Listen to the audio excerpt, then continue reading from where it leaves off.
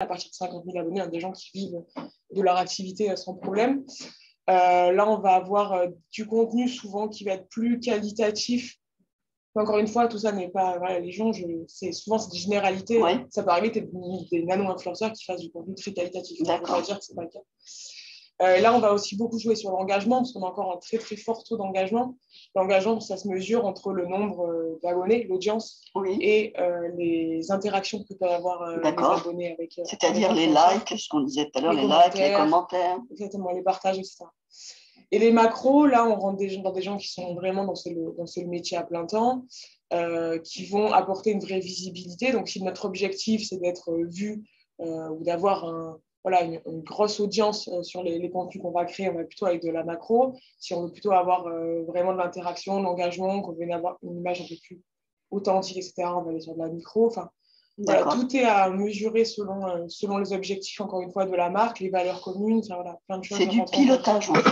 Oui, ça c'est la description Ça, c'est la description de base. C'est la segmentation, finalement, des influenceurs. Ouais. Effectivement, Frédéric, quand on est une grande entreprise comme Orange, on s'adresse plutôt à des macros influenceurs. Enfin, ça va dépendre des opérations. On va rentrer dans le cœur, là. Non, on s'adresse aussi en fonction du besoin, de notre objectif. Évidemment, on peut classifier, on peut catégoriser ça, mais au bout d'un moment, on va au-delà de ça. On a des influenceurs qui sont nano, mais qui sont les plus gros influenceurs dans leur domaine. Ouais. C'est sur des sujets de niche. Voilà, donc on peut les considérer aussi importants, voire beaucoup plus importants qu'un macro qui ne va pas parler à la cible qu'on veut rechercher. Ça existe partout. Enfin, il y en a qui sont blogueurs à la base, qui ont une petite communauté sur les réseaux et qui travaillent sur un sujet très particulier. Et ça, ce sont des personnes extrêmement importantes que l'on peut rémunérer parce que le coût contact est un coût très qualifié à l'autre bout. Donc, ce sont des cases. Et puis, ce que je rajouterais aussi, c'est que de plus en plus, je recherche des influenceurs, oui, des gens qui sont présents sur les réseaux, comme le disait Anouk, des personnes qui ont de la qualité dans les productions, mais voilà, des créateurs de contenu. Et ça nous intéresse, et moi, ça m'intéresse de plus en plus de trouver des influenceurs qui peuvent publier sur les réseaux, mais qui vont surtout créer des contenus que nous ne sommes pas capables de créer. D'accord. Et en plus, on a cette chance, c'est qu'on est Orange très présent sur les réseaux, par des structures, des unités, des services, des entités, mais également par des salariés. Et donc, des créateurs de contenu nous produisent ou peuvent nous produire des contenus que nous relayerons sur nos réseaux. Et là, voilà, si on veut passer sur la page Facebook, on a 29 millions d'abonnés dans le monde. Voilà, on est nous-mêmes influenceurs de nous. Voilà, c'est un peu le jeu. Donc, les créateurs de contenu sont des influenceurs qui sont dans aucune catégorie. On ne cherche même pas à savoir dans quelle catégorie ils sont, mais ils sont essentiels aujourd'hui dans l'influence. Ils relaient des valeurs ou de l'image de marque, mais grâce à des contenus qu'ils ont publiés. Voilà, qu'ils ont créé eux, après qu'ils peuvent publier, mais la force de ce qu'ils peuvent nous apporter, c'est leur création que nous pouvons reprendre sur nos propres réseaux. Et on a aussi, moi j'ai déjà fait ce cas-là, j'en ai quelques-uns que je connais, dont une qui est à Font-Romeu, on utilise ces contenus, ces productions pour publier de façon digitale, mais vers nos salariés. On a 13 000 salariés sur la grande région sur laquelle on est. Donc, on a une puissance vers les salariés de communication. Eh bien, on valorise parfois les services Orange dans la montagne grâce à des publications de quelqu'un qui n'est pas d'Orange. Oui, parce que justement, vous faites la démonstration avec les contenus qu'elle publie, qu'elle peut faire, y compris du pic. Voilà, de quelqu'un qui n'est pas de chez nous, mais qui parle de nous. D'accord. Et on peut l'utiliser aussi en interne. Et donc, c'est quelqu'un qui est influente. Elle a 5 000 abonnés. Hein. C'est pas là-dessus qu'on l'attend. Par contre, là, elle part dans des aventures. Enfin, voilà, c'est une coureuse en montagne. Enfin, elle est assez passionnante. Elle va courir le GR20. Je termine là-dessus l'année prochaine. Donc, en Corse, le GR20, il y a un record mondial féminin. 45 heures, donc elle va courir 44 heures minimum. Et on a déjà, avec les techniciens de là-bas, puis mon homologue, planifié où étaient un peu les antennes tout au long du EGR20 pour savoir à quel moment ceux qui vont la suivre, etc., pourront faire du live avec le réseau. Ça fait 44 heures d'émission. Mais non, malheureusement, on n'a pas forcément du réseau partout. Mais voilà, c'est ce genre d'influence que l'on peut aussi rechercher, plutôt de l'influence dans la masse, qui est très importante dans certains cas pour de la notoriété. Mais là, on est plutôt vraiment sur un travail. Et là, ça devient passionnant. D'accord. C'était un des points qu'on a évoqué hier. Le marketing d'influence, ça ne sert pas vraiment à vendre. Simplement que vous précisiez ça, ça sert plutôt justement à améliorer la visibilité ou la notoriété. Ça dépend. Ça dépend. Ouais, ça dépend. Il y a des... Alors, chez nous, non. Quel est votre... chez Orange, ça va être un moteur. On ne va pas driver les gens vers le magasin avec des promos et des influenceurs. Ce n'est pas du tout le genre d'opération que mène Frédéric. Voilà. Moi, la plupart du temps, c'est beaucoup des opérations d'image, en effet, de crédibilité, voilà, d'image pour les marques. On le fait pour Sud de France, par exemple, avec qui on travaille, à la marque des produits de la région Occitanie. Le but, ce n'est pas de faire vendre des produits Sud de France en magasin, c'est de montrer, d'aller à la rencontre des producteurs et des influenceurs. Oui. Donc, on emmène des petits groupes d'influenceurs, 3, 4, 5, 6 maximum. On va rencontrer 3 producteurs. Là, par exemple, on est parti dans les Hautes-Pyrénées. On va rencontrer 3 producteurs. Ils vont parler avec eux, ils vont discuter, ils vont relayer les valeurs de Sud de France, comment ça fonctionne pour être producteur, qu'est-ce qui fait qu'il y a la juste valorisation des produits, valoriser les produits d'Occitanie, le territoire, etc. Mais à aucun moment, on va leur dire allez acheter votre produit chez Leclerc. Enfin, pas du tout. Voilà. Donc, on est vraiment dans des contenus d'image. C'est encore une fois, c'est faire parler de la marque par un tiers. Donc, on n'est plus audible quand les influenceurs s'adressent à leurs abonnés avec qui ils ont construit une communauté, une relation, etc. Nous, si on s'adressait à ces gens, ils nous écouteraient beaucoup moins, en fait. Voilà, on bénéficie de l'écoute attentive qu'a l'influenceur. Donc, non, moi, c'est souvent des opérations d'effet d'image et pas souvent de produits à vendre. C'est pas forcément vous ne cherchez pas forcément à générer de la vente, mais indirectement, quoi, disons. C'est pour la notoriété. Oui, indirectement. Ok, on est en plein dans le cœur du sujet, parce qu'on avait dit on pourrait donner des exemples un peu alors, si ce n'est de campagne, mais au moins de collaboration réussie. Quand on est une entreprise, alors ça peut être aussi le cas de PME ou d'associations. Est-ce que vous pouvez nous donner des exemples d'opérations un petit peu emblématiques que vous avez menées et puis du budget que ça peut représenter? Alors, est-ce que vous briefez les influenceurs? Quels sont les résultats que vous attendez dans ces cas-là? Alors, il y a plein d'exemples. Après, sur les budgets, c'est compliqué parce que, encore une fois, moi, du moment que j'impose un contenu, quand je dis imposer, c'est que j'ai un brief précis avec des deadlines. Je n'impose jamais le wording ou quoi que ce soit. Mais quand j'ai un brief précis, on a besoin d'un contenu très précis, je dis n'importe quoi, pour Pink Lady Europe, par exemple, qui est mon plus gros client. Pink Lady, oui, c'est les pommes. Les pommes. Dont on a production en France. Des vergers, là, il y en a à côté d'ailleurs de Montpellier. Donc, on emmène des influenceurs. Là, j'y étais, par exemple, il y a 2 jours, là, dans les vergers en pleine floraison, pour aller rencontrer les pomiculteurs. Les influenceurs ont adopté un pommier, ils ont ouvert une pancarte, ils reviendront à la récolte pour ramasser les pommes de leur pommier. Ça permet de transmettre tout le cycle de vie de la pomme de façon un peu plus fun que juste en envoyer une news avec voilà, en ce moment il y a la floraison, en ce moment il y a la taille. Super. Donc là, ils ont choisi leur pommier, ils reviendront en novembre, ils récolteront leurs pommes, il y a des échanges avec les pomiculteurs. Ouais. Nous, on est en retrait derrière parce qu'on les laisse vraiment, le but, c'est que ce soit hyper spontané, etc. Et aussi, bien sûr, qu'ils créent du contenu sur place. Voilà, donc ça, c'est une opération qui marche super bien parce qu'il y a de la rencontre humaine, il y a une vraie histoire derrière, une vraie mécanique qui est pensée pour les influenceurs. On ne va pas leur envoyer une dotation de produits avec des infos comme ça. Vous n'allez pas leur envoyer un cajot de pommes, quoi. Ça ne suffira pas. Non, exactement.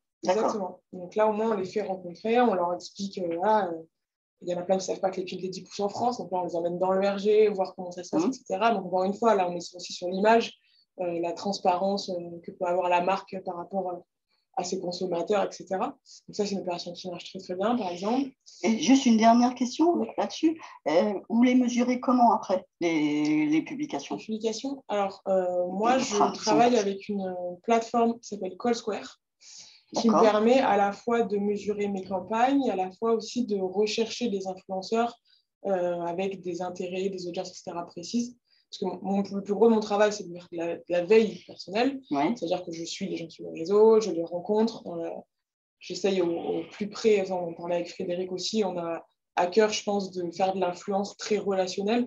Donc, on rencontre les gens avec qui on travaille, on veut les connaître, on veut les suivre d'abord sur les réseaux, savoir comment ils fonctionnent, comment est-ce qu'ils parlent des autres marques, etc. Qu'est-ce qu'ils ont eu comme collaboration avant. Oui. Parce que ça peut être aussi n'importe quoi. Si quelqu'un travaille pour Bouygues et juste après pour Orange, peut-être que ça va pas avoir un conflit. Je sais pas après, mais dans ce sens-là, ça va. Ça marche. Dans ce sens-là, ça marche. Oui, dans ce sens-là, ça marche. Ils reviennent chez Bouygues après. Bon. Donc voilà, c'est intéressant de les connaître avant. Mais par exemple, moi je travaille avec Fantasy au niveau européen, donc je travaille avec des influenceurs en Suède, au Danemark et en Allemagne, donc forcément mon réseau perso est un peu limité à ce moment-là. Donc j'ai un outil qui me permet d'aller chercher des influenceurs et qui me permet aussi de mener mes campagnes et d'avoir toutes les stats ensuite, c'est-à-dire le nombre de contenus créés, je les ai, je peux les récupérer en MP4, les stories, etc. D'accord. D'avoir le nombre d'impressions des gens que ça a potentiellement touché. Mais alors l'impression, c'est la définition du mot impression, c'est juste le nombre de fois où c'est passé devant les yeux de quelqu'un. Et après, Call Square calcule la cible potentiellement touchée, qui est du coup un quota, en fait, parce que tout le monde n'est pas forcément... C'est pas parce qu'on a 100 000 abonnés que les 100 000 verront la publication. Hein. D'accord. Le nombre d'engagements, donc de likes, de partages, de commentaires, etc. Et avec tout ça, moi, j'arrive à donner un retour sur investissement à mes clients. Exactement. Après, souvent, quand on a des opérations qui mènent vers des sites ou des liens, on a des URL traqués qui nous permettent de savoir combien de gens sont venus. C'est l'avantage du numérique, il y a toujours des données. Oui, alors pas toujours. Hein. Souvent, c'est pas souvent. Enfin, on ne fait pas toujours des opérations qui mènent vers des endroits, donc on peut toujours mesurer le nombre de gens qui l'ont vu. Mais voilà, après, ça nous permet quand même de mesurer le succès, entre guillemets, des opérations. Merci, c'est un exemple clair. On a dit, effectivement, du brief jusqu'au résultat final. Est-ce que vous pourriez nous partager aussi des opérations? Parce que je sais que le terme de campagne, ça vous convient moins. Non, ce n'est pas des campagnes. Enfin, c'est une collaboration à long terme. Oui, en fait, on a une particularité qui se retrouve beaucoup dans les entreprises, c'est qu'on est détaché régionalement. Oui. C'est-à-dire que les campagnes sont faites et organisées par la Direction nationale de la communication, que l'on voit avec des influenceurs. Il n'y en a pas énormément, parce que, voilà, pour plein de raisons, mais on a parfois des campagnes d'influence, mais c'est géré par le national qui a des budgets, etc. Ensuite, on est en région, on est 7 sur l'ensemble des régions et on n'est pas tous équipés de la même façon. Sur la région nord, vers Lille, c'est un jeune, il est là depuis un an et demi, il fait de la com digitale globale et l'influence, il n'y va pas. En fait, comme le disait Anouk, pour moi, l'influence, c'est avant tout le relationnel. Ça fait 7 ans que je travaille avec des influenceurs sur les réseaux. Twittos, à la base, essentiellement, depuis 4 ans et demi, 5 ans avec les autres réseaux. Et donc, j'ai créé beaucoup d'empathie avec énormément, plutôt des Toulousains, bien sûr. Pour plein de raisons, je vais y revenir. Et comment aussi, je vais y revenir. Ce que je veux dire, c'est que moi, j'ai un DIRCOM qui ne me donne aucun budget. Je n'ai pas de budget. J'ai parfois du budget au niveau de la direction nationale, on est animé par une personne qui va rechercher des projets, des budgets.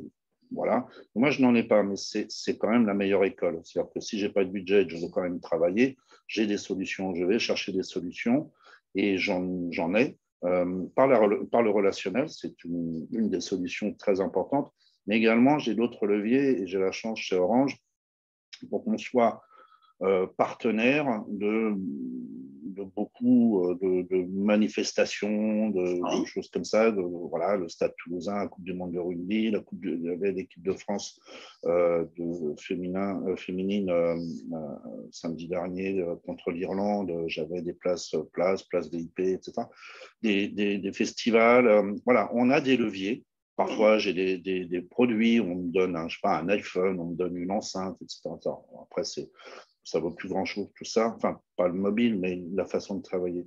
Donc, j'ai d'autres leviers et donc je travaille beaucoup par invitation. D'accord. Alors, justement, là, c'est très important parce que les invitations, ça permet de créer du lien. Là, il y a le Tour de France qui arrive, on a des étapes, et moi, j'ai des invitations sur les étapes qui sont magiques. Oui. Vraiment, c'est un autre monde. Et donc, c'est très VIP, très ciblé. Alors, après, ça peut être des petits, je n'ai pas de problème sur les invitations. Donc, ce qui fait, c'est que j'ai un carnet d'adresses, j'ai une habitude, j'invite. Et les invitations permettent de créer du bruit à un moment donné. Ça dure X heures, 24 heures avec les stories, point. Mais c'est du bruit à un moment. On peut générer. J'ai eu des places des avant-premières de cinéma, même à Montpellier. J'en avais invité 40. Ils ont fait, je ne sais pas, 200, 300 000 impressions pendant 4 heures. Voilà, c'est du gros bruit avec un hashtag orange, etc. Ça vaut ce que ça vaut. Mais moi, ça ne me coûte rien. Je profite des moyens que j'ai puisque je n'ai pas de budget. Ça crée en plus du relationnel. Donc, voilà, 2 objectifs, du bruit, du relationnel, etc. Le relationnel permet ensuite plus facilement de monter dans des OP de collaboration, à la fois parce que j'ai mieux qualifié la personne avec qui je vais travailler et à la fois, on a tendance à mieux négocier. Voilà. Donc, j'ai des campagnes que je peux avoir où, avec un budget 2 fois moins qu'ailleurs, je sais faire la même chose. Parce qu'on a instauré une collaboration. J'ai des moyens aussi de convention. Je parlais de Vanessa, l'ultra-traileuse. Elle a une convention avec moi. C'est un contrat. On a un contrat, voilà. Il y a une contrepartie qui est sur des abonnements, etc. Donc, ça a un certain montant dans l'année. Moi, ce n'est pas du cash. C'est un levier qui me permet d'avoir un contrat. Un geek aussi qui, lui, il cumule à 450 000 abonnés sur l'ensemble de ses réseaux. J'ai un contrat qui ne me coûte que des abonnements, quelques abonnements mobiles et Internet, etc. C'est un coût. C'est quelque part pas grand-chose. Et là, il me fait tout ce que je veux parce que lui, il est content aussi. Je lui fournis des contenus, je l'invite et en même temps, il a un contrat. Et quand il fait une campagne avec moi, on atteint des chiffres records. Et ça ne m'a rien coûté. Ça, c'est le premier, mais je me débrouille. C'est-à-dire que dans les autres régions, ils ont du budget. À Rennes, elle a 40 000 € par an. Voilà, c'est une info. Hein. Mais par contre, dans le Nord, il a aussi du budget, mais il n'est pas intégré dans ce milieu-là, donc il travaille avec une agence. D'accord. Il faut avoir mis les mains dans le cambouis finalement quand on va faire du marketing d'influence. Il faut connaître déjà un peu le terrain et puis connaître les gens. Et juste pour terminer là-dessus, ce n'est pas une campagne, mais en fait, c'est la campagne des autres. C'est-à-dire que historiquement, depuis 4 ans et demi, j'ai commencé une première soirée dans une boutique avec Samsung lorsqu'ils ont sorti le S8. C'était, il faut regarder, c'était 4 ans ou 5 ans, je ne sais plus. On a fait le S8, le S9 Note au mois de septembre l'année précédente, le S10, ensuite est arrivé le Covid. Là, on devait faire le S22 Ultra le 8 mars, et c'est Samsung qui a tout annulé au niveau mondial, toutes les communications, parce qu'ils étaient en panique. Et en fait, ils viennent, lorsqu'ils sortent un mobile, ou un mobile, ils viennent à Toulouse pour faire la soirée le jour du lancement. Il n'y en a pas d'autre ailleurs parce que, historiquement, je sais faire venir 30, 40 influenceurs dans la boutique. Ils payent le jeu parce qu'il y a des animations, ils payent le cocktail. Moi, j'amène les influenceurs, tout le monde est content, ça ne m'a rien coûté. C'est une super soirée pour les influenceurs, on mange bien, ils peuvent gagner des lots, je rajoute quelques goodies sympas, etc. Donc, ça ne m'a toujours rien coûté. Et puis, on génère quelques centaines de milliers de vues sur Stories, sur impression, enfin, sur publication, etc. etc. Voilà. Et là, Oppo est arrivé, ils sont très jaloux, une marque chinoise, Oppo, qui est O2PO, comme Huawei, enfin, voilà, c'est des concurrents, et ils sont très très jaloux. Donc je suis en train de monter une OP avec eux pour le mois de mai, où là, on va en amont travailler autrement, comme je devais le travailler avec le S22.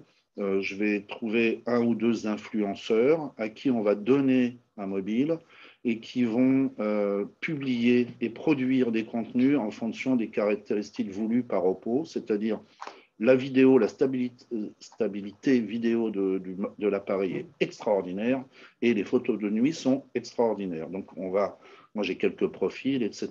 Pour Samsung, c'était à peu près la même chose. C'est pour ça que j'ai travaillé avec une influenceuse qui n'est pas énorme, qui doit avoir 18 000 abonnés, mais qui était capable de fournir des photos originales qu'un photographe, moi j'ai mon homologue de Bordeaux, il a donné le Samsung S22 Ultra à un photographe qui a fait des photos. Bon, bah, c'était cool. Hein.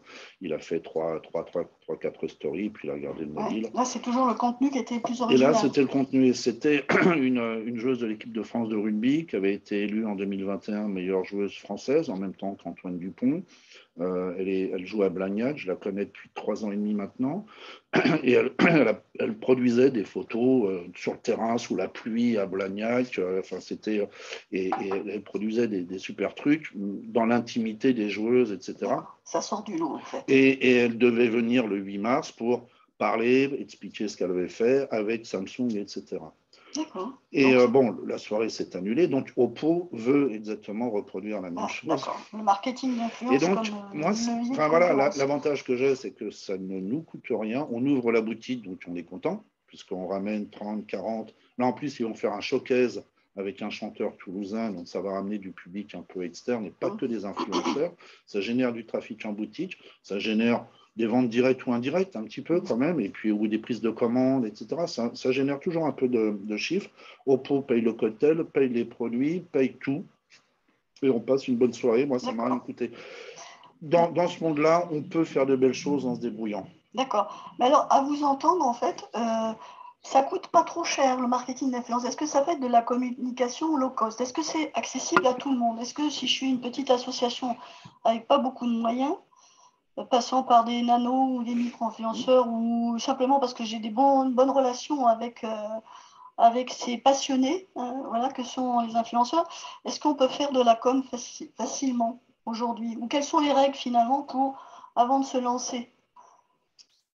Alors ça coûte moins cher que de faire de la pub télé, etc., de l'achat média, mais ça peut, si on se dit on va prendre des micro-influenceurs, j'y connais pas grand-chose, mais je vais les contacter moi-même, etc., je vais essayer de faire ma petite embrouille de mon côté, et qu'on se loupe dans la sélection des influenceurs, ça peut vous coûter très cher, parce qu'en fait, vous n'aurez aucune retombée. D'accord. Donc, en fait, ça coûte le prix que ça vaut, c'est-à-dire si vous vous attendez à mettre un tout petit budget, il faut être sûr de ce qu'on va avoir derrière.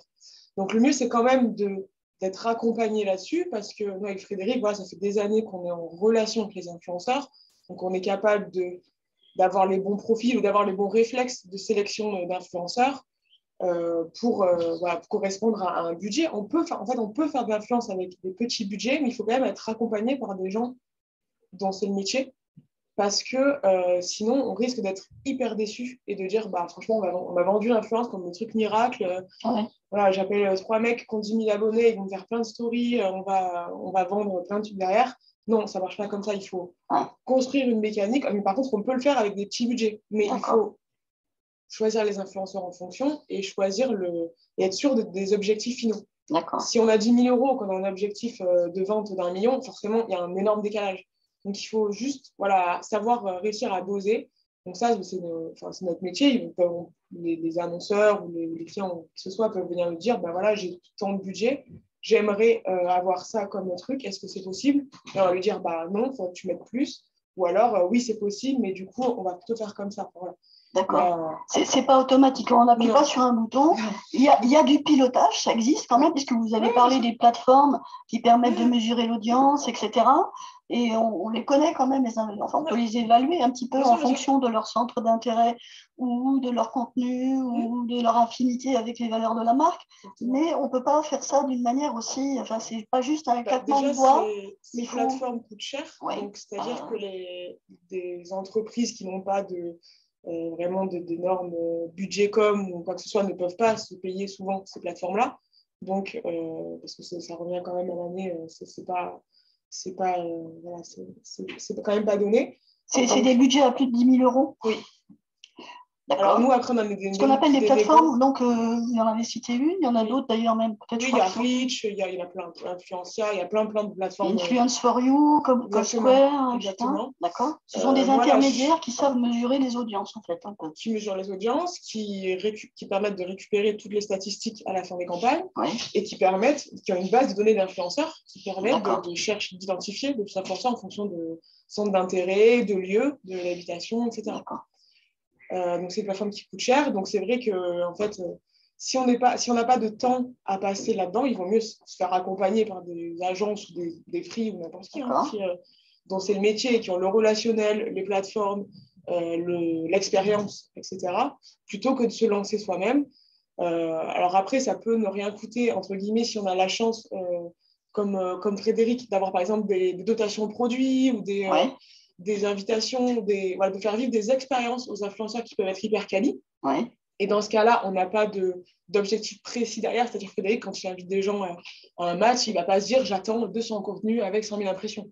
Il fait en sorte que l'expérience soit sympa, que lui, il ait son relationnel avec les gens, que ça se passe super bien, qu'il passe une bonne soirée, et que du coup, ils aient envie de poster.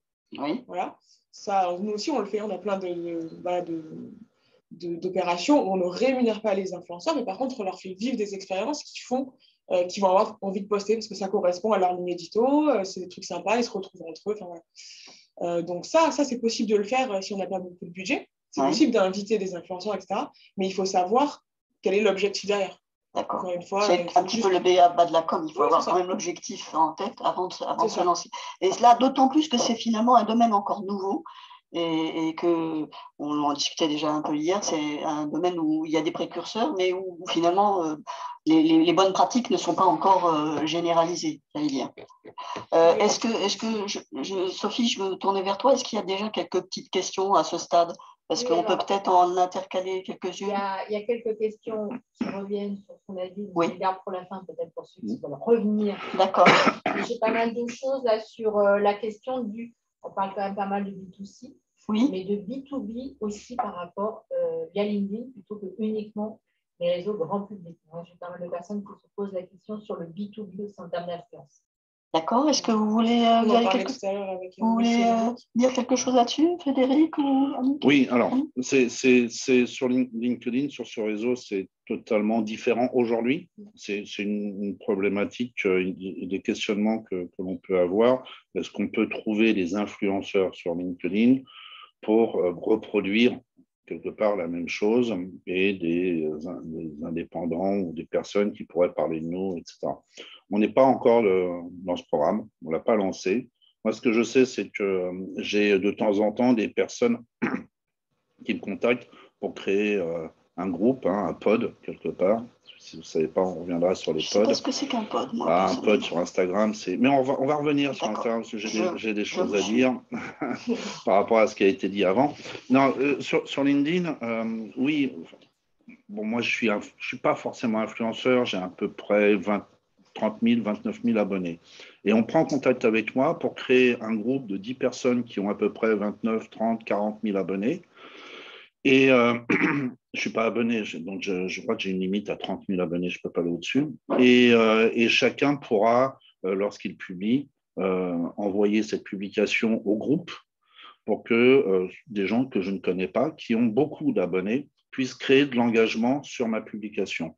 Et quand quelqu'un qui vient sur votre publication sur un réseau social, qui a 5 abonnés et qui like, l'algorithme, il est content. Si jamais celui qui a 3 millions d'abonnés like, l'algorithme est très, très, très content. Et donc, c'est un peu ce système un peu biaisé, etc. Donc, c'est des influenceurs qui cherchent d'autres influenceurs. Voilà, c'est en train de se préparer. Ce qui a toujours existé quelque part sur Instagram, on y reviendra. Alors, pour terminer sur LinkedIn, oui, c'est un réseau social, donc oui, il faut organiser quelque chose. Oui, il y a des messages à faire passer. Et oui, aujourd'hui, LinkedIn a un algorithme qui est super par rapport aux autres, il donne des résultats magnifiques.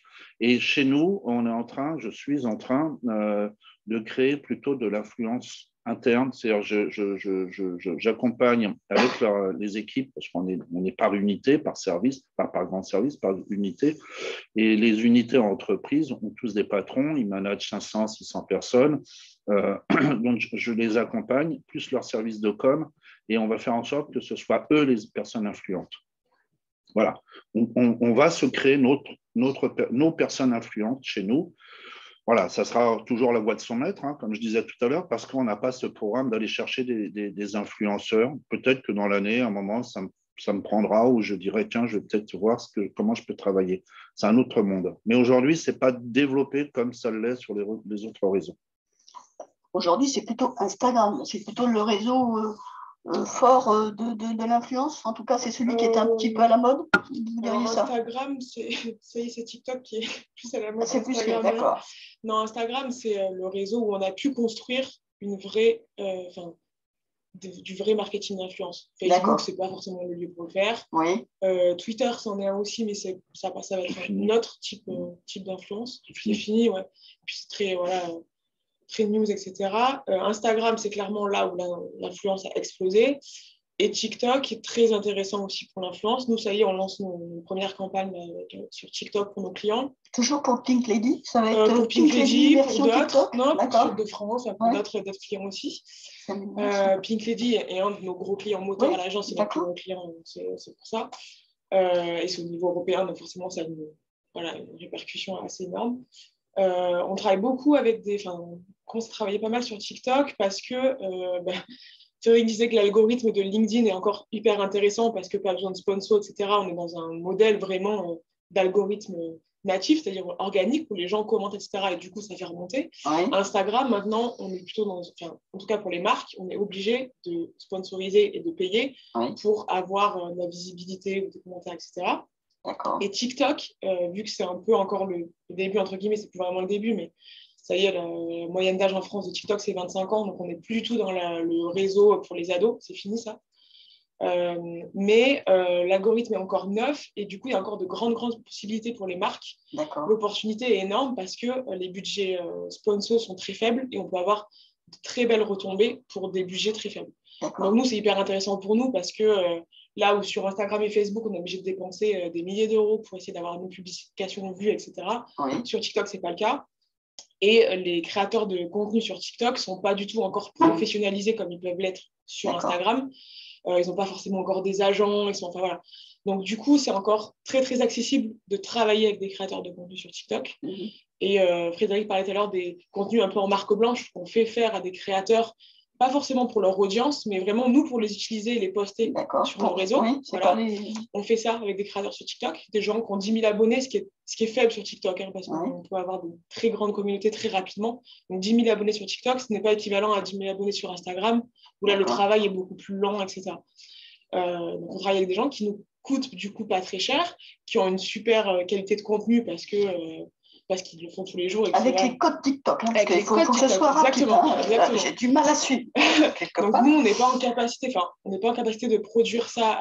On pourrait le faire à l'agence, mais ça nous coûterait beaucoup plus cher parce qu'il faudrait faire appel à un studio, un créa, avoir des trucs, tout retoucher, tout monter, etc. Là, on a des gens qui savent très bien faire ça, donc on va faire appel à eux pour le faire. Donc nous, en ce moment, on est plutôt sur Instagram et TikTok.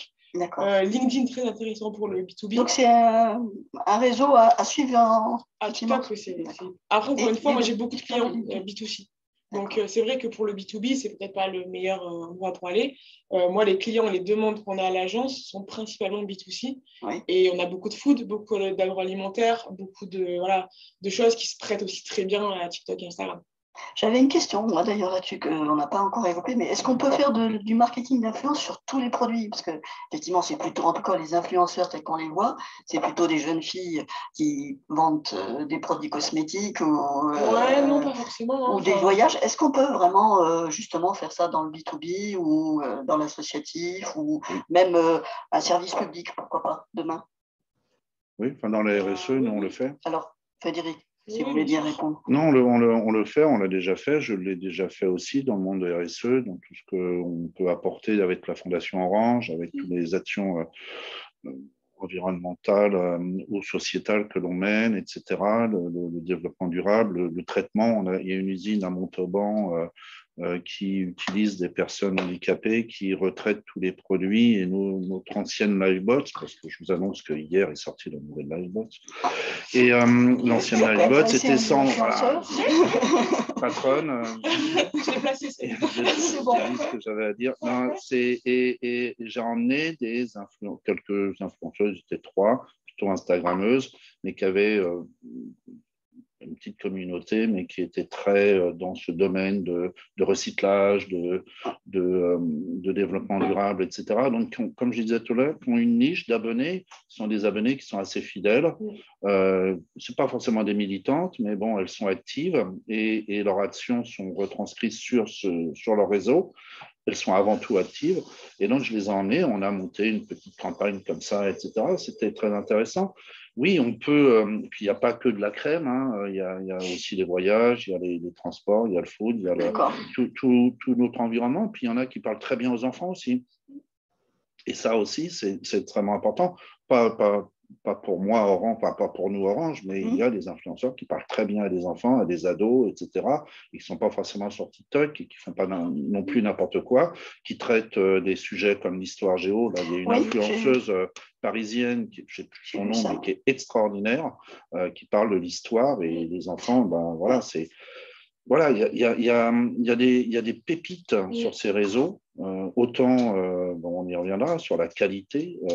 On parlait tout à l'heure des plateformes. On utilise une autre plateforme chez Orange que j'utilise moi pour la qualité que la quantité. Oui, qui s'appelle Tracker.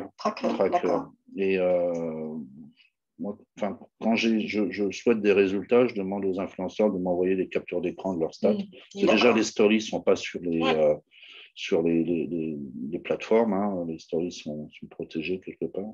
Et donc, mais moi, c'est surtout la qualité, parce que c'est le côté obscur de l'influence. C'est pas tout beau, et en termes de qualité, on a de très grosses surprises. Et juste des entreprises petites, grandes, etc., si elles vont sur ce domaine-là, comme j'ai pu le faire il y a 4-5 ans, je me suis pris des claques parce que je n'étais pas équipé. J'ai appris sur le tas, j'ai appris sur le terrain, c'était très, très bien. Je me suis fait avoir quelques fois. Puis un jour, j'ai eu cette plateforme, il y a 3 ans et demi. Et là, j'ai pu qualifier ceux avec qui j'étais en relation, avec qui j'avais parfois travaillé. Et j'ai été très surpris parce que il y a un monde parallèle à l'intérieur où ils se créent eux-mêmes. Voilà, il peut y avoir des pièges, vous voulez dire. Il y a énormément de pièges dans le marketing d'influence. En qualité, quelqu'un qui affiche 100 000 n'a peut-être que 40 000 vrais abonnés. C'est la base. Les pods, on le disait tout à l'heure, on voit beaucoup, enfin à Toulouse, je les connais, ces jeunes filles, elles ont entre 20 et 30 000 abonnés, et elles sont 200 sur un groupe WhatsApp, et elles se congratulent et se créent de l'engagement. Ce qui est très bien, je n'ai rien contre la création d'engagement, ça permet de rendre visible une publication, mais il y a quelque chose qui ne va pas. Enfin, il y a un système qui est un peu faussé, et à un moment donné, il faut arrêter. Enfin, moi, je ne peux plus travailler comme ça. C'était bien, moi, ça m'a permis de découvrir des choses. Donc, la qualité, sur cette plateforme, ça permet d'avoir un pourcentage, et là, il y a une sanction qui peut être assez forte. Il y a de grosses surprises, hein. Il y en a des très gros, voilà, il y a un souci. Et ça, c'est extrêmement important. Et les entreprises qui se lancent, qui veulent travailler, s'ils ne sont pas un peu équipés, s'ils ne travaillent pas avec une agence qui les accompagne, qui ont aussi ce genre d'outils. Moi, je suis ma propre agence quelque part sur ma région parce que j'ai été équipé, mais je travaille aussi avec Havas au niveau national.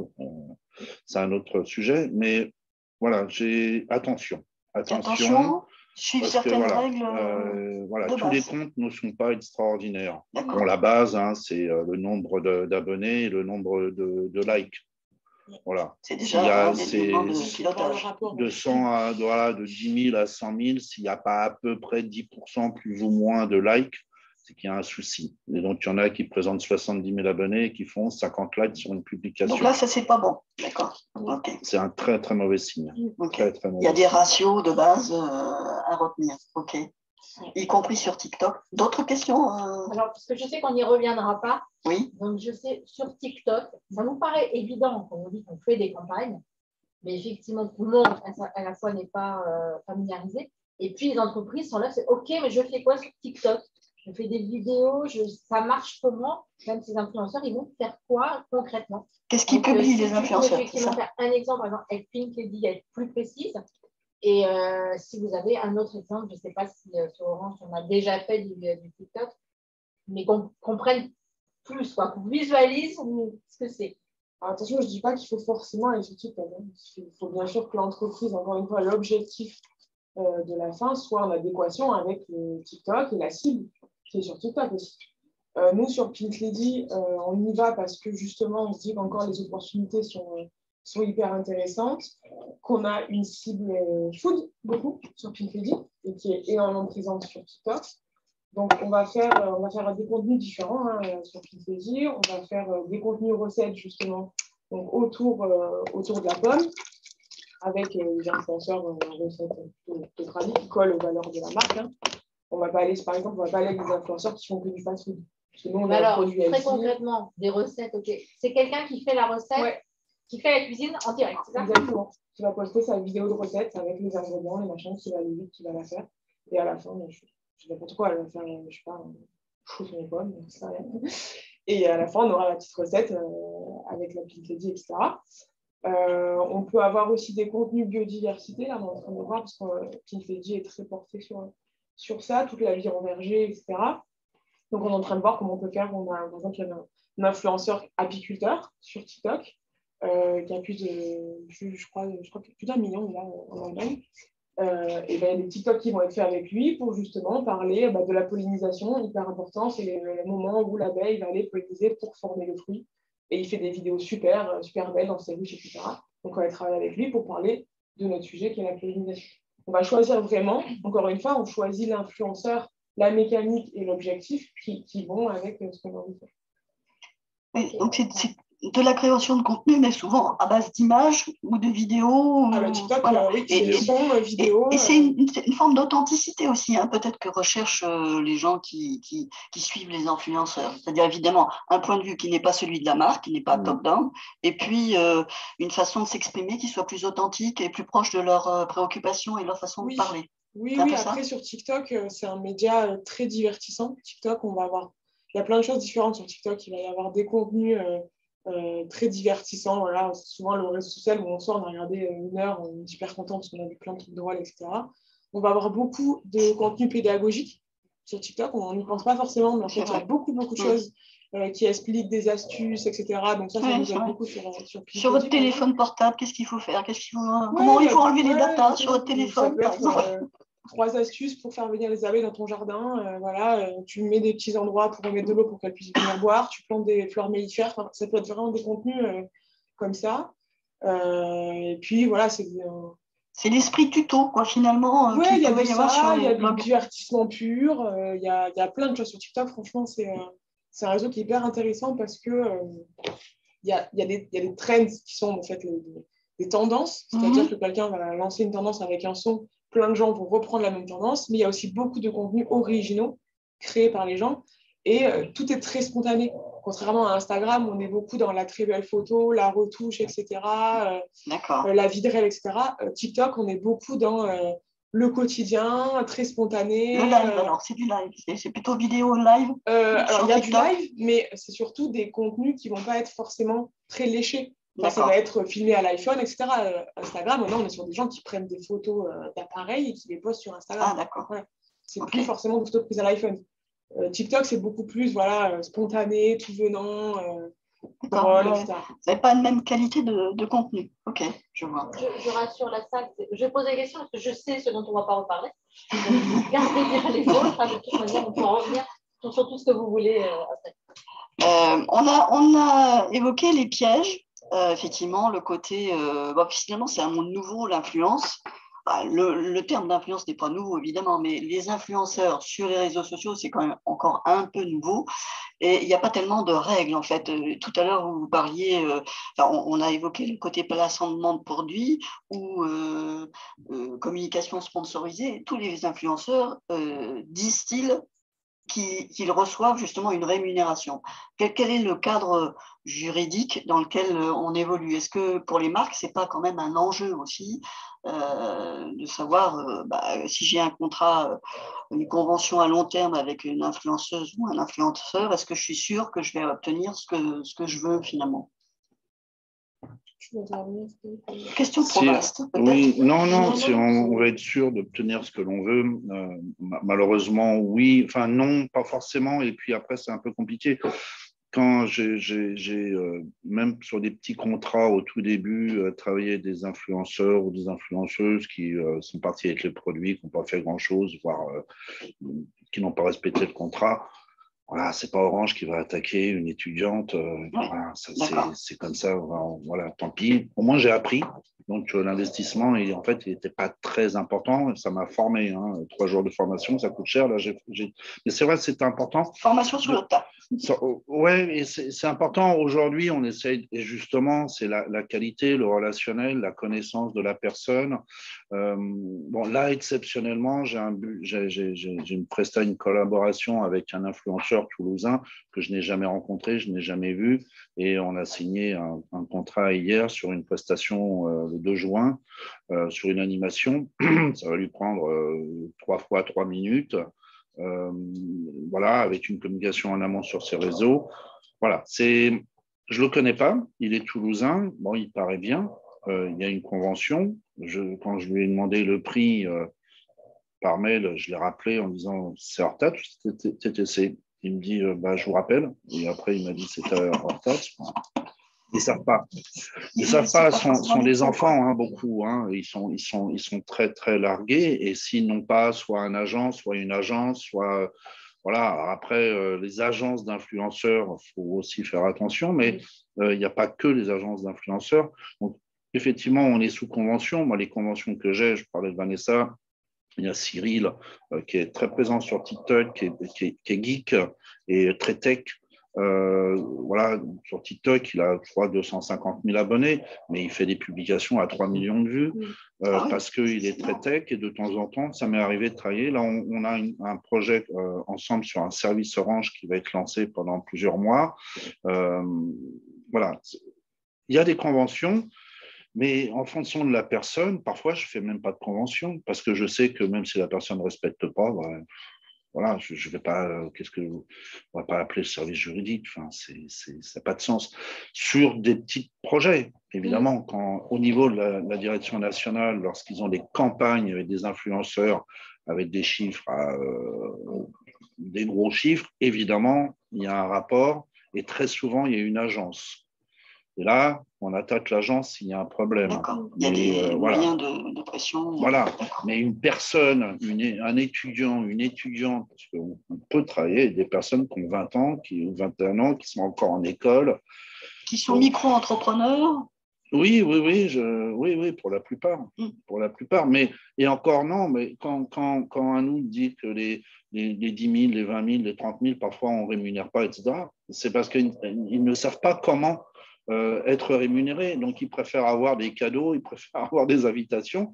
Ils ne s'embêtent pas à être micro-influenceurs parce qu'ils seront incapables de produire une facture. Il y en a qui n'ont pas de société aussi. Ils ne peuvent pas produire de facture. Non, il faut un numéro. On est obligé d'avoir des gens au minimum professionnalisés pour les rémunérer. D'accord. Et il faut quand même travailler avec parce qu'ils ont une certaine puissance de visibilité. Mais voilà, c'est pas leur truc. C'est à la lisière entre passionnés et professionnels. Il y en a qui sont devenus professionnels, puisque bien sûr. On a interviewé en préparation de cette conférence Kathleen, le jardin de Kathleen. La revue de Kathleen, et qui est passée de influenceuse à effectivement communicante, on va dire, puisqu'elle a créé son entreprise et qu'elle accompagne aussi des marques. Donc c'est un écosystème qui évolue rapidement avec donc justement des agences, des agents d'influenceurs, des plateformes.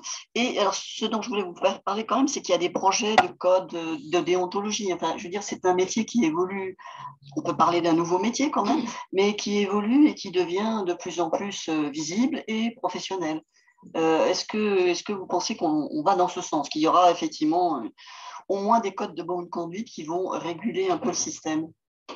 Il y en a comme celui de l'art déjà qui sont sortis. Il y a tout la RPP qui sort. La RPP, donc. Oui. Vous pouvez nous dire ce que c'est que la RPP, pardon, c'est l'association. Alors, je sais plus. Agence de régulation. Je sais plus. On vous le dira. Alors, voilà. Mais en tout cas, c'est ceux qui régulent tout le côté juridique. Parce qu'il y a un vrai flou juridique autour des influenceurs actuellement. Est-ce qu'on est obligé de mentionner, sponsoriser, etc. Normalement, oui. Normalement, oui. C'est du moment qu'il y a rémunération, on doit le faire. Après, il y a des influenceurs qui ne le font pas parce que Instagram déglingue leur algorithme du moment qu'il y a la mention sponsorisée. Ah, d'accord. Voilà, donc du coup, il y en a qui ne le mettent pas, qui le mettent que dans les stories écrit sponsorisé, mais ils n'affichent pas dans les postes fixes en haut de sponsorisé. Normalement, oui, c'est obligatoire de préciser quand une collaboration est rémunérée. C'est important pour nous, consommateurs, enfin pour vos cibles finales, de savoir si c'est effectivement. Encore une fois, si on ne les rémunère pas et qu'on leur fait vivre une expérience, dans ce cas où il n'y a pas de transfert d'argent entre nos influenceurs, est-ce que là, elles sont obligées de le préciser alors qu'elles participent à un événement d'une marque? Normalement, non, vu qu'on les a pas rémunérées, mais certains le font par éthique et par volonté d'être transparent avec leurs abonnés. Mais il y a encore des flous juridiques, clairement. Nous, on essaye d'être bien sûr au plus près de ce qu'il faut faire. On fait des contrats quand il faut. Oui, bien sûr. Mais c'est encore très flou. Et par exemple, même nous, on travaille beaucoup avec des clients dans le vin. Ouais. Donc, il y a la loi E20 aussi qui dit que normalement, une personne, un influenceur, s'il n'est pas spécialisé vin, s'il n'est pas sommelier ou s'il n'est pas expert dans le vin, il n'a pas le droit de tenir un verre de vin dans la main et d'être se montrer en train de boire du vin. D'accord. Voilà, donc ça, il faut le savoir aussi. Normalement, ils peuvent être attaqués là-dessus. On voit très bien que ce n'est pas du tout respecté par la plupart des influenceurs. Même, la plupart ne le savent même pas, je pense.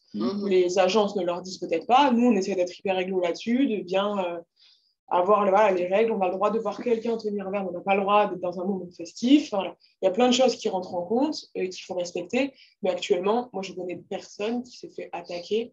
D'accord. C'est pas le Far West, mais c'est quand même un peu à peu près, quoi. D'accord. Mais c'est même les rémunérations ne sont pas du tout encadrées. Un influenceur à un autre, on peut avoir des audiences similaires, mais un taux d'engagement totalement différent, donc des tarifs totalement différents, qui peuvent être compliqués à être perçus par les clients quand ils disent, je sais pas, lui, il a 100 000, lui, il a 100 000, et lui, il me coûte le triple. En fait, tu connais pas la qualité du contenu. Enfin, c'est compliqué de justifier après des prix. Nous, comme disait Frédéric, l'avantage, c'est quand on est dans une démarche de relationnel, nous, on connaît les gens, on connaît leurs tarifs et on est capable de les négocier, dans le sens où on travaille sur le long terme avec eux et que s'ils savent que si on peut négocier ce prix sur une OP, on va le refaire travailler dans 3 mois. Donc voilà, il y a plein de choses qui rentrent en compte. C'est encore beaucoup de négo et de... Il y a besoin de gens qui s'y connaissent, en fait, comme vous, parce que sinon, ça risque de perdre en crédibilité, finalement, s'ils font, effectivement, s'ils signalent pas qu'ils sont sponsorisés. Oui. Alors, malgré tout ça, est-ce que vous pensez que le marketing d'influence, ça de l'avenir, en fait, parce que ça évolue. On disait qu'il y avait quand même un certain nombre d'entreprises qui ne connaissent pas encore du tout comment ça fonctionne. Quel est le potentiel de croissance, finalement, du marketing d'influence? Est-ce que vous recommanderiez ça, finalement, à des entreprises de la région? Oui, évidemment, obligatoirement. Malgré tout ça, il faut y aller, il faut essayer, il faut tester des choses, il faut avoir le temps, ça prend beaucoup de temps. D'accord. Ça prend beaucoup de temps. Après, vous parlez en région, et ça, c'est important, c'est quelque chose que je voulais aborder aussi dans cette problématique des entreprises qui ont une audience régionale. Oui. Moi, me concernant, j'ai une audience régionale. Je dois rechercher l'audience régionale. Évidemment, si l'audience est nationale, ça rayonne pour Orange, il n'y a pas de problème. Mais quand je travaille avec la direction commerciale, là, j'ai un projet, tout à l'heure, je parlais de cet influenceur tech, etc., sur un service Orange. Avast nous a envoyé 2 profils de Toulousaine, et puis moi, j'ai proposé, les budgets sont complètement différents, mais c'est voilà, plus de 10 000 euros, c'est ça? Ouais, enfin, avec Avast, oui, mais bon, c'est Avast. Et voilà, mais ce n'est pas les mêmes profils, ce n'est pas ce qui est même demandé. Lui, proportionnellement, elles vont faire à L2 peut-être 40 000, 50 000 vues. Lui, il va partir sur 6 mois, il va faire 2, 3, 4, 5 millions de vues. Et je suis 10 fois moins cher que Avast. En gros, mais c'est justement parce que j'ai instauré quelque chose, et ça, c'est un aspect fort. Alors, ce que je voulais dire, c'est quand vous avez une entreprise ou une action régionale, c'est très compliqué de travailler avec des gros influenceurs qui ont une notoriété nationale. Ce qui vous intéresse, c'est même un Montpellier, voilà. Et donc, c'est tout l'intérêt d'aller vers les petits, déjà qui peuvent être beaucoup plus ouverts. Si vous leur proposez un contenu très original, ils vont être super contents puisque c'est dans leur publication, dans leur ligne édito, ça va être quand même très original. Et souvent, les petits, quand quelqu'un parle du food à Montpellier, 80% de son audience est à Montpellier. Quand vous allez vers quelqu'un qui a 200 ou 300 000 abonnés et qui parle de mode, son audience, elle n'est pas montpelliéraine, ou même Haute-Citane. Voilà, et si vous voulez parler uniquement à la région, comme moi je dois le faire, c'est déjà en plus un peu plus compliqué de trouver les bonnes cibles. Donc on sait très bien qu'il y aura X% qui ira ailleurs, tant mieux pour globalement Orange. Moi, pour ma direction commerciale, c'est un peu plus compliqué, parce qu'ils ont des objectifs. Quand ils mettent 1 euro, il faut que ça rapporte, je ne sais pas combien d'ailleurs, mais voilà, c'est important.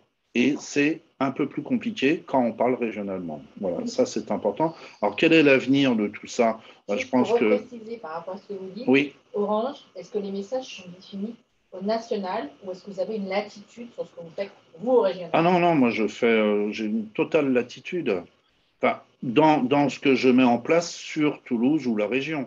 Après, lorsqu'on a un projet qui descend du national et qui va rayonner dans toutes les régions, voilà, on a fait un jeu avec Disneyland au mois de novembre. Orange et Disneyland, c'est un jeu en ligne avant les fêtes, etc. J'ai trouvé des influenceurs, les messages étaient cadrés, les URL traqués, enfin voilà, là c'était tout organisé. J'en ai trouvé 2, 3, ils ont publié, voilà, plus ou moins bien, etc. Ils ont gagné une nuit, 2 jours à Disneyland, voilà, hors transport. C'était la contrepartie, c'était simple, mais là, c'était vraiment cadré. Je n'ai pas eu grand-chose à faire. Voilà, quand je travaille avec Vanessa dans les montagnes ou d'autres, etc., non, c'est à ma main. C'est par rapport à ce que je mets en place avec les soirées Samsung, avec Oppo ou avec... Ben voilà, quand je les invite au stade toulousain, ils font ce qu'ils veulent. C'est de la communication de proximité, en fait. Ah, complètement. Et puis je ne cadre pas là, sur une invitation, ils racontent ce qu'ils veulent. Je leur dis, voilà, ah, évidemment, ils parlent en bien en général, mais ils peuvent mettre des fautes d'orthographe partout, je n'ai rien à dire. Enfin, voilà, je ne les cadre pas. Pour éventuellement leur mettre un hashtag. C'est tout. Mais l'avenir, oui, mais il sera toujours un peu dans ce que l'on connaît aujourd'hui. C'est-à-dire qu'il y aura toujours des jeunes qui seront présents, qui vont faire parfois n'importe quoi pour avoir de l'audience et des abonnés. Enfin, c'est hallucinant, il y en a plein, c'est parfois un peu triste. Voilà, il y a des limites que les gens ne dépassent pas, mais on sent que voilà, ça pourrait aller plus loin. Enfin, c'est pour avoir des abonnés, pour pouvoir recevoir des colis, ça existera toujours. Et ça, c'est dommage, c'est pas structuré, c'est pas une bulle. Pour moi, elle devrait être explosée, mais comme c'est pas vraiment une bulle, c'est pas organisé, c'est pas structuré, c'est pas juridiquement prêt. Enfin, un autre exemple, avant-hier, une influenceuse, elle a 30-35 000, donc à Toulouse, bon, c'est bien. Elle s'est lancée dans un jeu, un iPhone 13 Pro à gagner avec un restaurant. À partir du moment où, évidemment, on like son compte, on like le compte du restaurant, on commente un truc et on achète un repas au restaurant qu'on publie en story. C'est totalement interdit. C'est totalement interdit. On n'a aucune obligation d'achat dans un jeu. C'est interdit. Elle s'en fout. Je l'ai prévenue, je la connais. Elle s'en fout. Mais personne ne va l'attaquer. Et donc, le restaurant, il vend des repas et lui est responsable. C'est le restaurant aussi qui est responsable. Ils s'en foutent. Ils savent que personne ne les attaquera et dans 2 ans ou dans 3 ans, ça sera toujours la même chose. À mon avis, ça ne changera pas. Après, il faut structurer vers le haut, il faut aller vers les bonnes personnes, il faut, voilà, et avoir des cadres. Et les agences ont un énorme rôle à faire, qu'elles soient agents ou agences de com', qui servent d'intermédiaires, etc. Ils ont un rôle essentiel sur la qualité, sur le professionnalisme, sur l'éthique, sur la posture. Parce que quand on travaille avec des jeunes filles de 19 ans, au niveau de la posture professionnelle, c'est pas simple. Donc, il y a tout ça. Et je pense que le rôle principal, c'est les agences, les intermédiaires au milieu, qui ont un vrai rôle à jouer pour éduquer tout ça. D'accord. L'encadrement et la professionnalisation. C'est important aussi pour les entreprises elles-mêmes, pour les marques, parce que sinon, elles se retrouvent avec du contenu qui n'est pas forcément utilisable. OK. Peut-être est-ce qu'on peut ouvrir les questions aux personnes présentes, puisqu'on a donné beaucoup la parole aux personnes à distance. Mais si vous avez aussi des questions avant peut-être de conclure, on est presque dans les délais. N'hésitez pas, si j'aime bien aussi déjà parlé, mais vous voulez qu'on le reprécise, il n'y a pas de souci. Hein. C'est pas un sujet qu'on connaît bien, donc n'hésitez pas. J'ai vu pourtant quelques réactions, oui. Madame? J'aurais une question sur les plateformes, justement. Les plateformes, oui. Dont vous parlez tout à l'heure, pour voir un peu les influenceurs, etc. Si on est sur des influenceurs, je veux dire, on y est forcément, que ce soit nano, micro, ils y sont tous. Non, ils n'y sont pas tous, c'est pas exhaustif. Après, moi, par exemple, Call Square, quand j'ai commencé avec eux il y a 4 ans, ils ne descendaient pas en dessous de 10 000 abonnés. Donc ça, c'était une demande, moi, que je leur ai dit. Je travaille beaucoup avec les nanos. J'aurais besoin d'aller plus bas. Et de plus en plus, c'était le tout début de leur plateforme, donc ils étaient encore dans des bêta-tests, etc.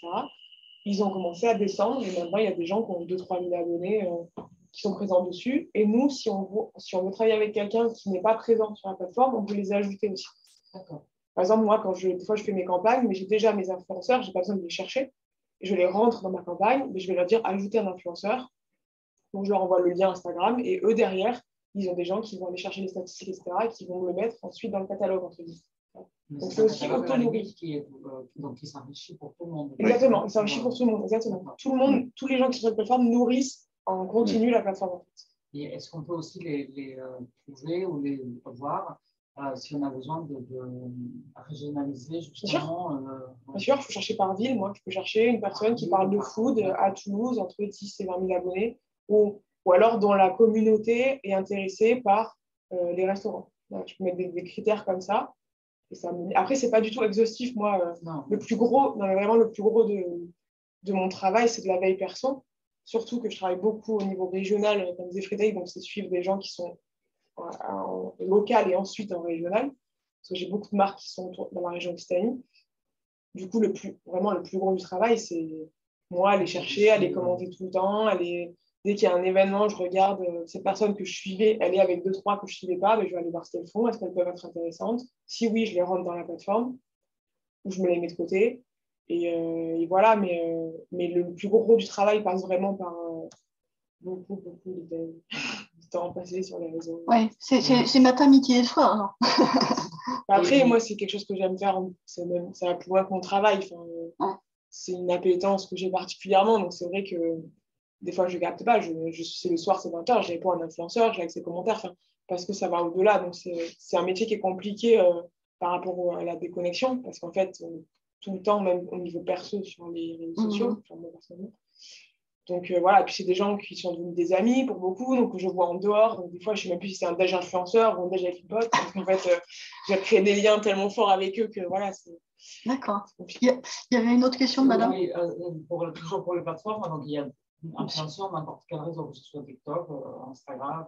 Oui. Tracker, c'est aussi. Tracker, c'est pour le tout. multiplateforme, oui. Vous avez aussi Twitch ou pas? Ça oui, rentre aussi dans les. Twitch, parce que Twitch, c'est aussi très interactif.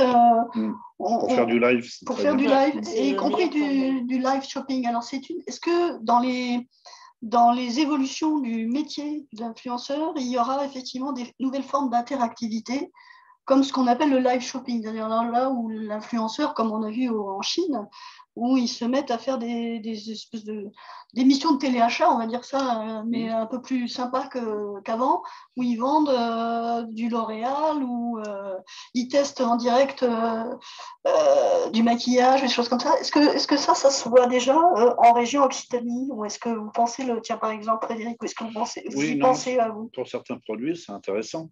Oui. Dans une boutique de mode, une marque, etc. Chez nous, on en a déjà fait chez Orange. Ça n'intéresse personne d'être au milieu d'un magasin pour montrer des enceintes, etc. Ça n'a pas donné. Alors peut-être qu'on le refera peut-être. J'ai justement Oppo qui veut à un moment faire aussi un live shopping. Ils sont tellement jaloux de ce qu'on a pu monter avec Samsung. Que là, non, mais les cocktails, je leur ai dit, le cocktail 2 fois le prix de Samsung. Il m'a dit, il ne savait pas que. Il a dit oui, pas de problème. Je dis, oh, putain, on va bien manger, quoi. Mais on va faire un live shopping avec Oppo, peut-être au mois de juin, dans une boutique. On va le tester. Je ne suis pas très fan. Par contre, il y a un outil que l'on a, que je teste, que j'ai aussi à disposition. C'est une Cam 360. Et ça, les influenceurs aujourd'hui ne connaissent pas très bien. Alors, c'est quoi c'est une caméra 360. Là-bas, la caméra est là-bas. On aurait pu en mettre une au milieu 360. Et ceux qui sont à l'autre bout auraient pu voir à la fois le public, à la fois le café, à la fois tout ce qu'il y a à l'environnement. Donc, ça permet aussi de tourner et chacun va voir ce qu'il veut. C'est-à-dire que même s'il y a 1000 personnes en même temps sur la vidéo, là, aujourd'hui, les 22 personnes qui sont en ligne voient toute la même chose. Avec une caméra 360, chacun va voir ce qu'il veut. C'est sphérique sur son mobile, ou alors c'est dans un casque, mais ça peut être sphérique. Et là, le live shopping avec une caméra 360, c'est ce que j'aimerais tester avec Oppo au mois de juin. Ça n'a pas été fait. Ça pourrait être assez intéressant, où justement on a 3-4 formateurs, vendeurs d'Oppo, et à chacun d'aller peut-être voir, est-ce que le son passera, je ne sais pas, on va faire des tests. Donc, les outils évoluent, et donc le live shopping, pour certains produits, ça peut être extrêmement intéressant, mais ça dépend de qui anime. Voilà, on parle souvent d'influenceurs ou des influenceurs de vente et tout. Moi, j'ai une influenceuse à Toulouse, elle doit cumuler à 7-8 millions d'abonnés, elle a 20 ans, elle vient de TikTok, elle cartonne, c'est une égérie de Jennifer, ou ça l'était. Et quand Jennifer sort un sweat à son nom, dans le week-end, dans toutes les boutiques de France, il n'y a plus de sweat en un week-end. Donc, elle permet de vendre. Donc, le live shopping chez elle, on la met dans une boutique, Jennifer ou autre, je ne sais pas où elle en est avec ses marques, elle vendra. Elle vendra, évidemment, parce que sa communauté, c'est des jeunes filles plutôt 15-16 ans en grande majorité. Voilà, et elle cartonne complètement. Et juste l'anecdote avec cette personne, elle est inaccessible. Enfin, pour moi, en région, elle n'est pas accessible. Et puis, ce n'est pas forcément vraiment notre cible. Je l'invite de temps en temps à des événements un peu sympas, etc. etc. Elle a beaucoup de mal à répondre. J'ai son mail perso, j'ai son numéro de téléphone, etc. Je lui envoie des SMS. Elle a beaucoup de mal à répondre, etc. Et là, elle m'a fait une demande. Je reçoa un message, c'est étonnant, quoi. Ça fait 2 ans que je ne corresponds pas avec elle parce qu'elle ne répond jamais. Et à l'Orange Vélodrome, à Marseille, il y a le concert de Jul au mois de juin. Ah oui. Et elle aimerait, avec son agent, 2 places VIP pour aller au concert de Jul. OK ? Et en contrepartie, elle est prête à publier tout ce qu'elle veut, tout ce que je veux sur Orange, avec des millions d'audience. C'est-à-dire qu'ils sont prêts. C'est un levier. Alors qu'une story chez elle, une story, c'est 4 000 €, quoi. Enfin, et là, elle est prête à faire n'importe quoi. Donc, c'est pas structuré, mais il y a des personnalités qui sont capables de faire du live shopping à des conditions quand même suffisamment élevées, mais tout dépend de la communauté. Alors, moi, je veux plutôt l'approcher dans la technicité, quoi. Et cette CAM 360, c'est un super outil, j'en suis persuadé. D'accord. Donc, il y a des belles perspectives pour l'influence avec des nouvelles technologies et des contenus encore plus fun. C'est ça. Je redonne là. J'en ai un petit peu sous le coude. Allez-y. Oui. Moi, j'ai une question pour chacun. Alors, d'abord à nous. Ouais, bonjour, Cécile. Je travaille dans la fonction publique, mais je suis passionnée des réseaux sociaux comme vous. Je suis les influenceurs depuis longtemps, surtout sur Montpellier, voilà. Et en fait, il y a un truc quand même où je m'interroge, c'est que quand vous faites la visite, je ne sais pas si c'est mon info qui a fait la visite de l'opéra, la visite de l'Espiguette, toutes mes influenceuses, dans la semaine, j'ai les posts de toutes les stories je sais que c'est un peu. Oui, j'ai l'impression que ça fait un peu. Tout le monde y va, on prend le bateau, on va à l'Espiguette, on mange bien, on rentre. Faites-le, quoi. Ouais. Heureusement, c'est pas nous qui avons organisé, du coup. Heureusement, sinon je serais chez vous. Non. Ça fait un peu phénomène de groupe. Alors après, ça dépend. Moi, je connais très bien les influenceurs sur Montpellier. Après, encore une fois, je n'ai pas tous mes clients qui se prêtent à tous les influenceurs. C'est pour ça que je les connais un peu tous, parce que si c'est de la foot, je vais activer 2-3 là-dessus. Si c'est le musée Fabre, il y en a 2-3 qui aiment bien l'art, etc. Donc voilà. Après, le but, en effet, c'est pas que ça fasse reportage ou pendant une semaine. En plus, souvent, les gens qui sont à Montpellier suivent les mêmes personnes. Donc, du coup, ils vont voir le même contenu x 15. Alors, ça peut, si c'est un restaurant, ça peut très bien marcher parce que, en fait, les gens vont se dire, OK, elle y est allée, 3 jours après l'autre, 3 jours après l'autre, a quand même ça a l'air intéressant ce truc, elles ont toutes bien mangé, mais il faut que ce soit bien orchestré par le restaurant pour que tout ne soit pas au même moment.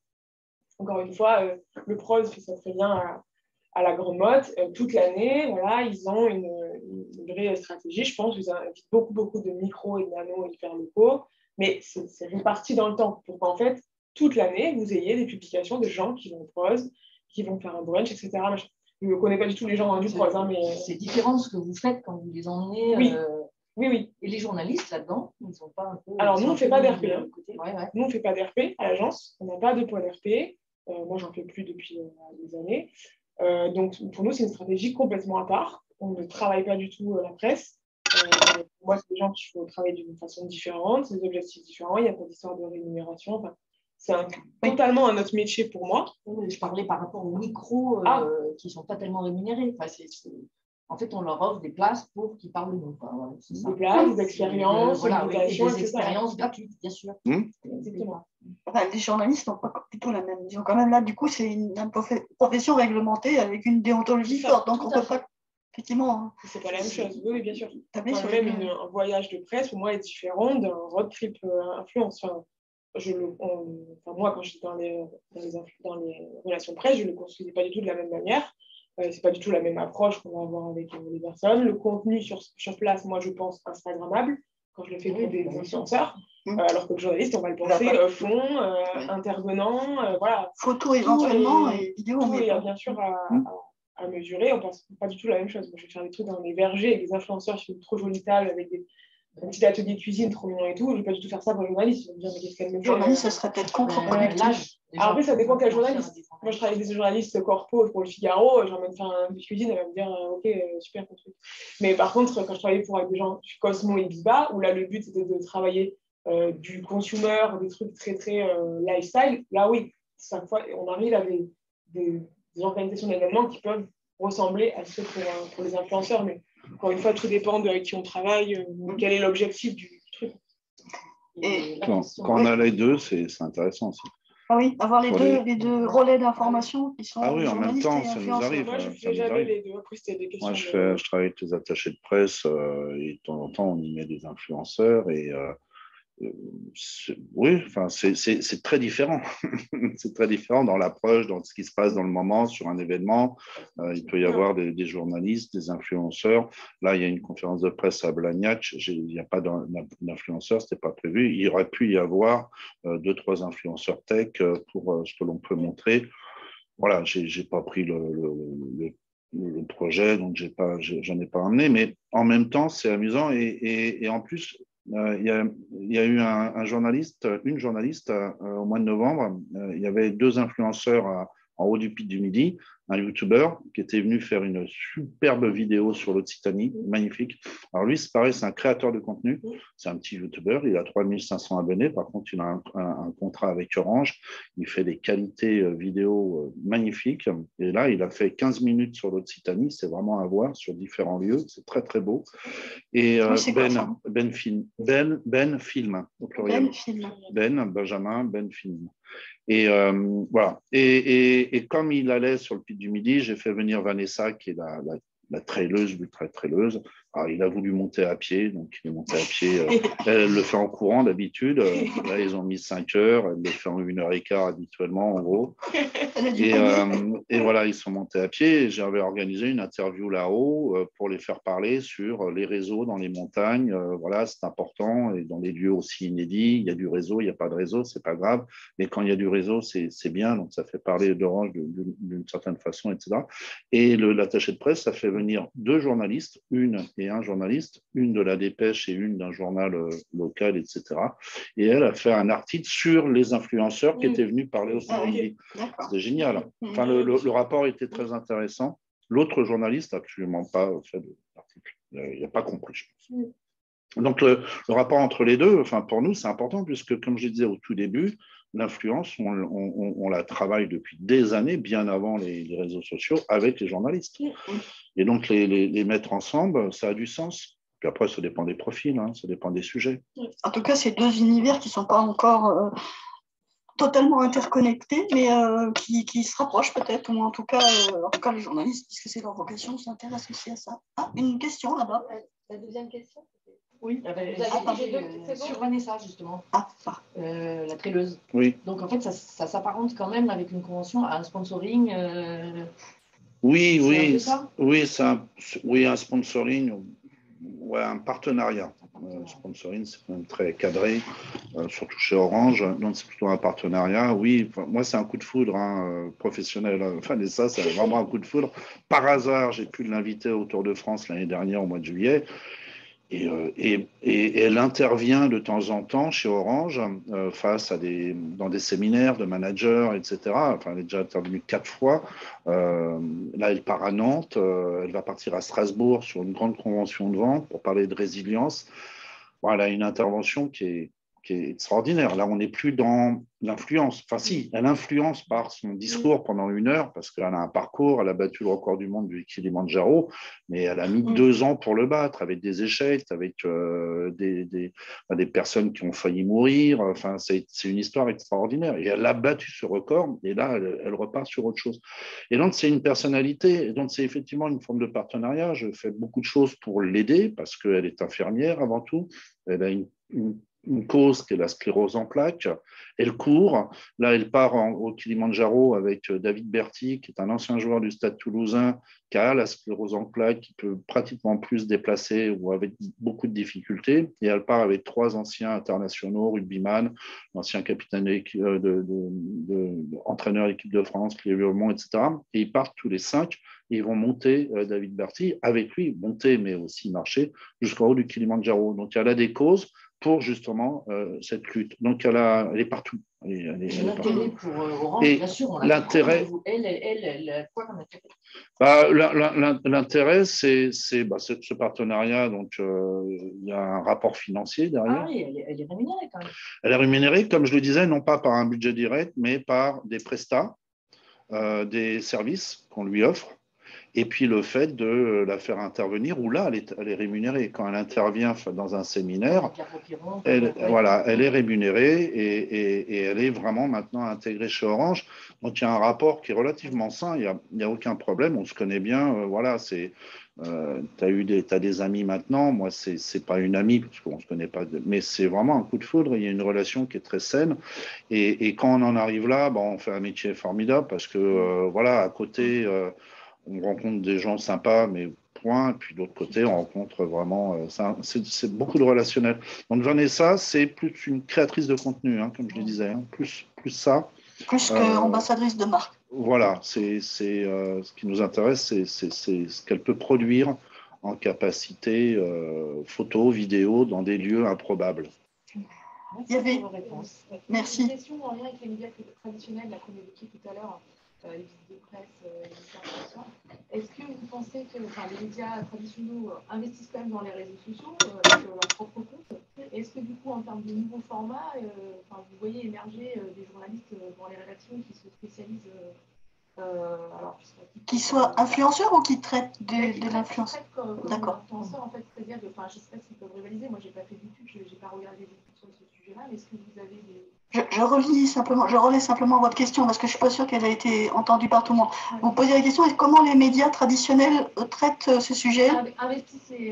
Investissent les réseaux sociaux. Oui. Et du coup, pour Instagram, par exemple, vous disiez, sur une visite avec des Instagrammeurs, je vais leur proposer des choses vraiment bien spécifiques. Est-ce que ça pourrait concerner des journalistes qui sont qui doivent produire des contenus Instagram pour leurs médias? Pour leurs médias.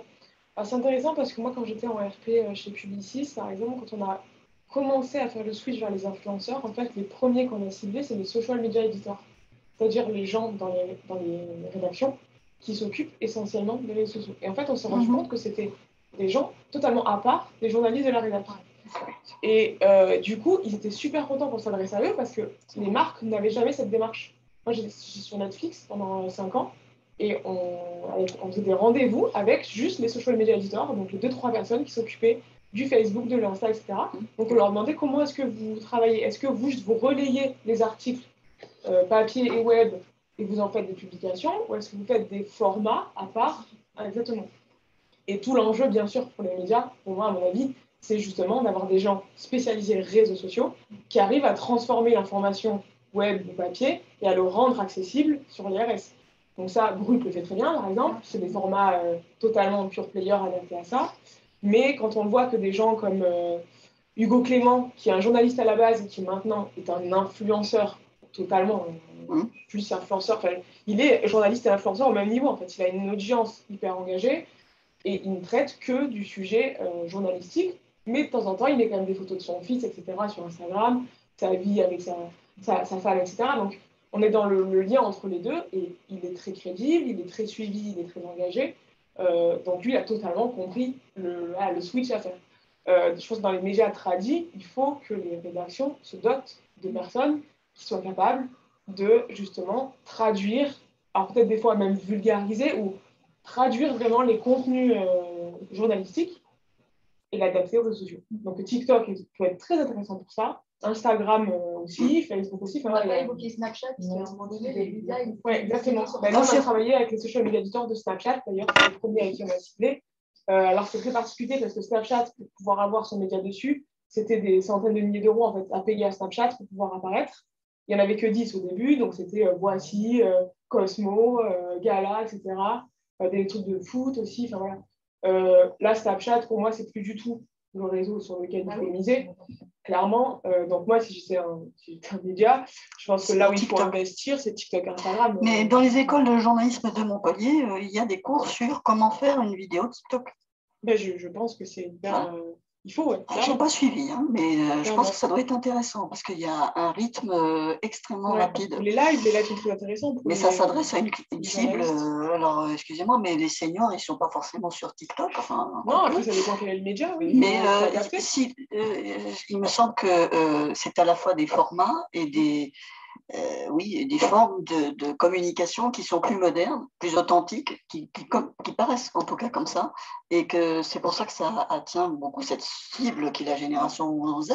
Mais l'influence, j'imagine que chez Orange, elle est par rapport à tous les âges. Oui, c'est évidemment. pas générationnel. Non. D'accord. Selon les produits, j'imagine qu'il y a des... Tout à fait. Voilà, des cibles différentes. Les produits et pas que les produits. Je reviens toujours à la RSE, à la fondation, voilà, la raison d'être d'Orange. Voilà, c'est inscrit dans nos statuts maintenant depuis 3 ans. Il n'y a pas que des produits. Et donc, l'influence, elle rayonne ou elle doit rayonner vers tous les profils. D'accord. Voilà. Ce n'est pas toujours facile sur certains profils. Bien. Est-ce qu'on a le temps d'une dernière question, Sophie, ou pas? Une dernière question déjà dans la salle. Une dernière question dans la salle. Ok. Alors, j'ai juste une dernière question. Oui. On parlait de 10 000 euros, tout ça. Si j'arrive, j'ai un petit budget. Ça va être quoi un petit budget en delà duquel je dis ah ben non, c'est pas possible. C'est compliqué. Encore une fois, ça va dépendre des objectifs derrière. Si on me dit, si on me dit j'ai 10 000 euros. Et, non, si j'arrive avec 2 000. Le truc, c'est qu'en fait, tu te débrouilles. Je rémunère pas que les influenceurs, c'est mon temps agent. Moi, je vais avoir des honoraires, je ne travaille pas pour rien non plus. Sinon, les patrons ne seraient pas très contents.